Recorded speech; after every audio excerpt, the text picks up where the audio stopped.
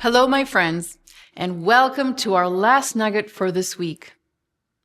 I recently read an article in the New York Times entitled, "A Christian Vision of Social Justice." In the article, the writer tried to not ruffle any feathers and address social issues from a very peaceful stance, emphasizing what unites us rather than what divides us.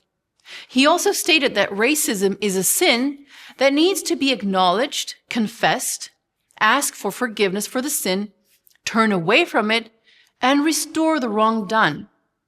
All in all, a pretty decent article. What really caught my attention, though, was the comment section, which were over 800 comments. Someone wrote the following: "Even as an atheist, I was able to raise 4 loving, respectful, empathic children. They have a firm grasp of right and wrong and are incredibly kind. None subscribe to any religion and are leading moral lives. Why then, Mr. Brooks, who's the author, do you think a religion whose history is filled with misogyny, supported slavery, and fueled countless wars should be anyone's moral compass?"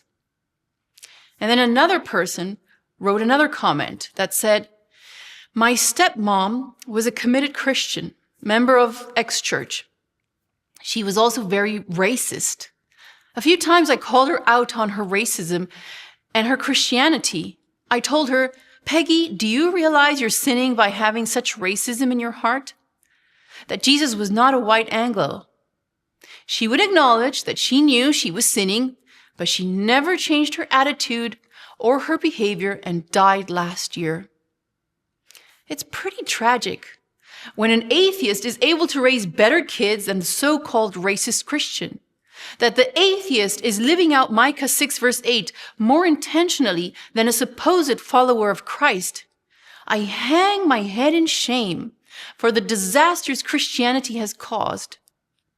In our Bible study guide, we are asked the question, why and how is it true that every false religion teaches its adherents to be careless of human needs?